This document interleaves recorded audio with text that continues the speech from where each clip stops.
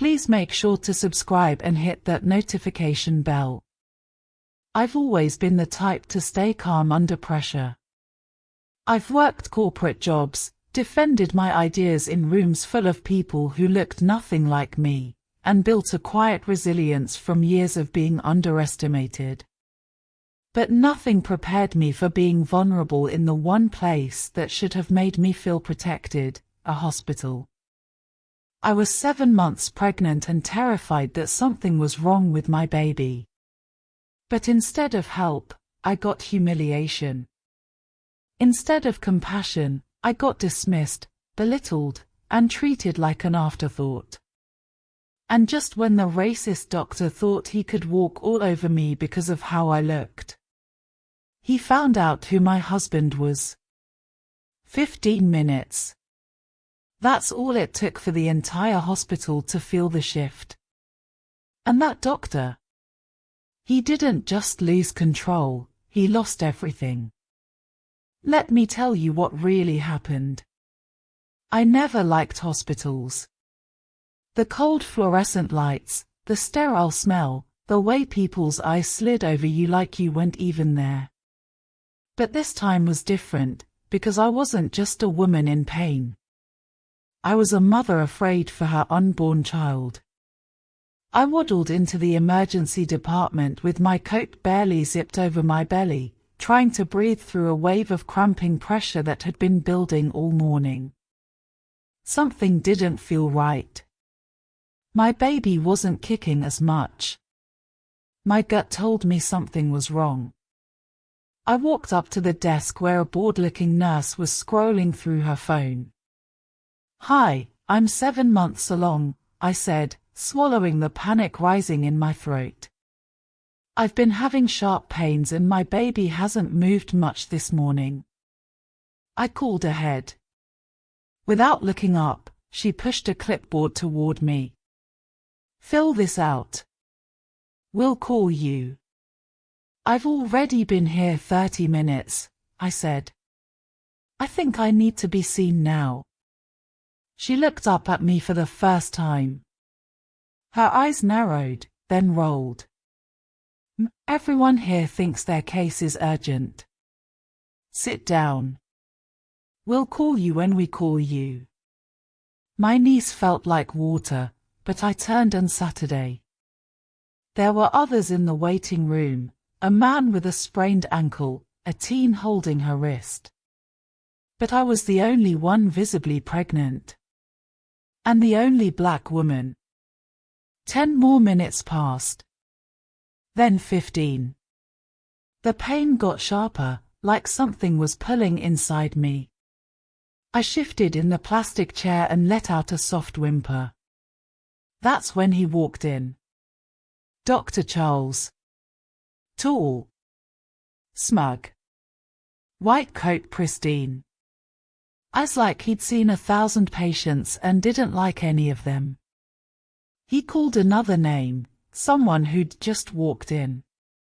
I stood up, wobbling toward him. "Excuse me," I said, forcing politeness into my voice. "I've been waiting almost an hour, and I'm having a lot of abdominal pain." He didn't even let me finish.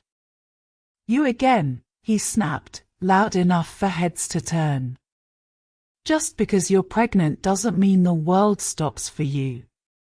Everyone here is in pain. What do you expect?" I blinked. "I just need to be checked. I think."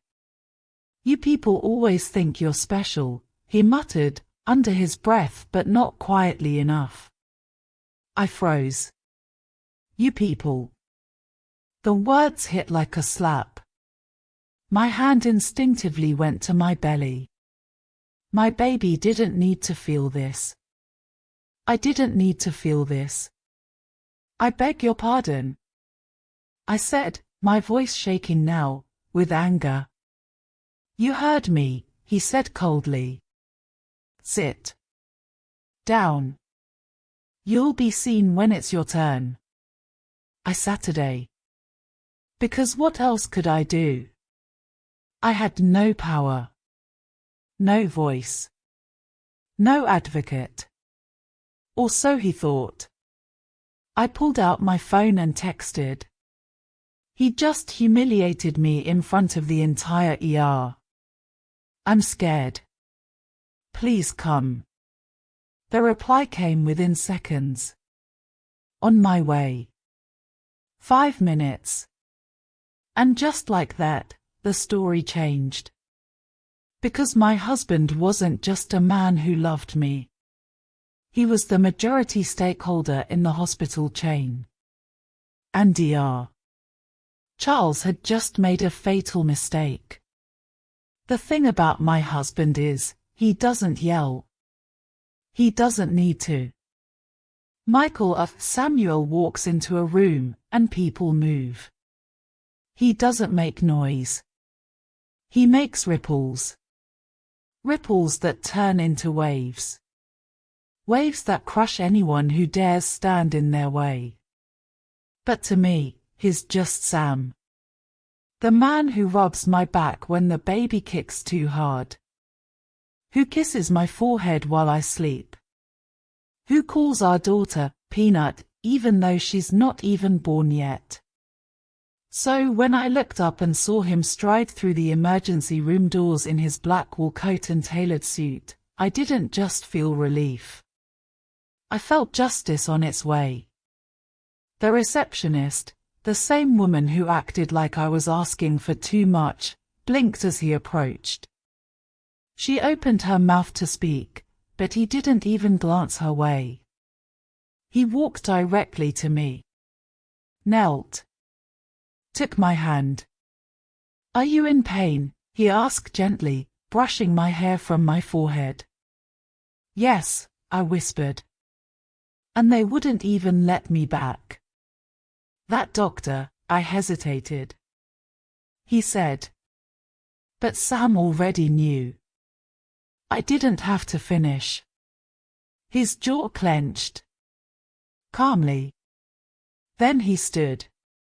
Excuse me, he said to the nurse behind the desk. I need to speak to the head physician on duty. Now. Her mouth moved like a fish out of water. Yes, sir, he's busy. Tell him Samuel is here, he said, cool and composed. And I'll be in room 3 with my wife, the woman your staff just ignored, insulted, and endangered. Just like that, the triage nurse popped up like toast. A wheelchair appeared.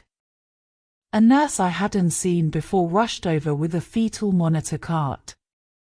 Suddenly, it was like the entire hospital remembered how to do their jobs. Sam walked beside me as they wheeled me in. His hand never left my shoulder. But the most delicious moment. The moment Dr. Charles entered the room, his clipboard in hand, only to freeze when he saw my husband standing beside me. Mr. Samuel, he stammered. I wasn't aware. You weren't aware she was a human being? Michael said, voice dangerously calm. Dr. Charles swallowed. Sam stepped forward. You looked at my black wife, pregnant and scared, and you humiliated her in front of strangers.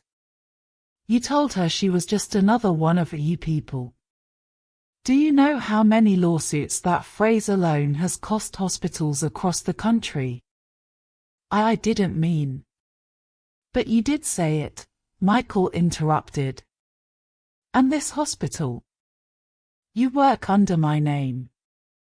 Every hallway in this building has my family's funding on the walls. So tell me, doctor, how long do you think you'll be employed here once the board sees the security footage and hears the complaints? Silence. I didn't know she was, the doctor began. Sam said, crossing his arms. Now we get to the truth. You would have treated her better if you knew who she was. Not because it was right. But because of me. That's when Sam turned to me. And in that moment, he didn't look like a billionaire. He looked like a husband, wrecked with guilt for not being there sooner. "I'm so sorry, baby," he said softly. I squeezed his hand. But I wasn't broken. Not anymore. 2 days later, Dr. Charles was gone. Fired. Disgraced. With a public statement from the hospital board addressing the incident, confirming a zero-tolerance policy for discrimination. But that wasn't the end. That was only the beginning. I thought the worst was over. I thought once Dr. Charles was fired, once I was safely home with Michael rubbing my swollen ankles and humming to my belly like everything was back to normal, I could forget. But the world had other plans. Because someone in that hospital, someone who saw what happened, leaked the security footage. It started with a 27-second clip posted on a local blog. Just grainy video of me in the ER lobby, clearly in pain. The way I was ignored, dismissed. The way Dr. Charles leaned over the desk and sneered that I could wait like the rest of your people. Then the footage of Michael walking in. And that clip. That clip exploded like wildfire. Within 24 hours, it hit Twitter. By the next morning, it was on national news. And within 3 days, we were trending worldwide under one powerful hashtag. #PregnantWhileBlack. Michael tried to shield me from it. Turned off my phone. Blocked reporters from our gate. But I saw it all. I saw the comments. Some of them broke me. If she wasn't married to a billionaire, no one would care. Maybe she was being dramatic. These people always play the victim. But most were from women like me. Women who had bled in parking lots while nurses asked if they had insurance. Women who'd been told their pain was normal, only to find out they'd nearly died. Women who didn't have a powerful man to walk in and make the world care. Their stories poured into my inbox, my DMs, even handwritten letters dropped off at our front gate. And I realized something terrifying. I was lucky. Michael called it a storm. But I called it a reckoning. He offered to pay for a PR team, lawyers, even a lawsuit if I wanted. But I didn't want money. I wanted change. So I sat down one night, cradling my belly, and typed my story. Word for word. I posted it publicly with my name, my face, and one simple title. I am the woman they ignored. It was vulnerable. Raw. And I hit post with trembling fingers. The next morning, over 2.3 million shares. CNN called. So did Michelle Obama's team. Hospitals across the country started reviewing their policies. A senator even quoted my letter in a healthcare reform bill. And just like that, my pain became a platform. I didn't want fame. But I wouldn't waste the voice I'd been given.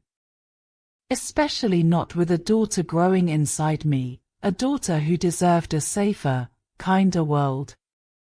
I'll never forget the night she came into this world. It was raining, not just a drizzle, but a full-blown summer thunderstorm that rattled the windows and painted the sky in wild flashes of electric blue. My contractions had started slow, like whispers, but by midnight, they were screaming. Michael had packed the car already. We drove through the storm, my hand clenched around his as I breathed through each wave of pain. He never let go. This time, when we pulled up to the hospital, something was different.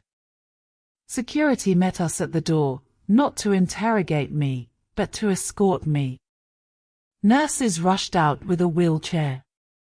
A biracial head nurse, her name was Dahlia, took one look at me and said, "We've been expecting you." There was no hesitation.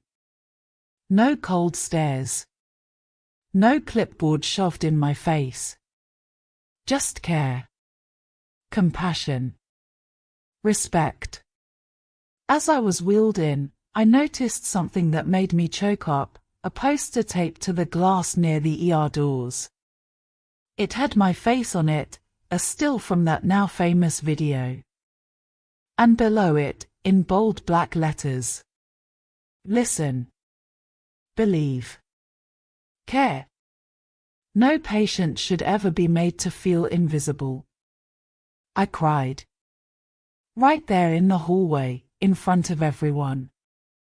Because it hit me. This fight, the shame, the pain, the headlines, it hadn't been in vain. The labor wasn't easy. There were complications. The umbilical cord had wrapped once around her neck. The monitors started beeping. Doctors murmured urgently. Michael's face paled. I was rushed into surgery. But this time, they didn't ignore me. They saved me. And when I opened my eyes hours later, groggy and sore, Michael was sitting by my side, a tiny, warm bundle swaddled in his arms. "She's perfect," he whispered, tears in his eyes. "She's here." He handed her to me, and the world slowed down. She had a full head of curls. Brown skin like honey. And when I looked into her tiny face, I knew she would never grow up believing she was less than. We named her Justice. Not because of what happened, but because of what wouldn't happen to her. It's been 2 years since that night. Justice is walking now, wobbling around the same way I once wobbled through hospital halls. She laughs loud, just like her father, and gives side eyes with frightening accuracy, clearly from me. And as for me, I started an organization, the Invisible No More Project. We advocate for Black maternal health. We train hospital staff. We fund doulas and prenatal care for low-income mothers. We speak in medical schools. Because if the system wouldn't protect us, we'd change the system. And I tell every woman I meet the same thing. You are not crazy. You are not weak. You are not just hormonal. You deserve to be heard. Justice may never know the full story of how she came into this world. But one day, when she's ready, I'll show her that video. I'll read her that letter. I'll tell her about a stormy night, a cruel doctor, a brave man, and a world that finally listened. And I'll say, "This is the reason you were born in a different world, baby. Because your mama spoke up."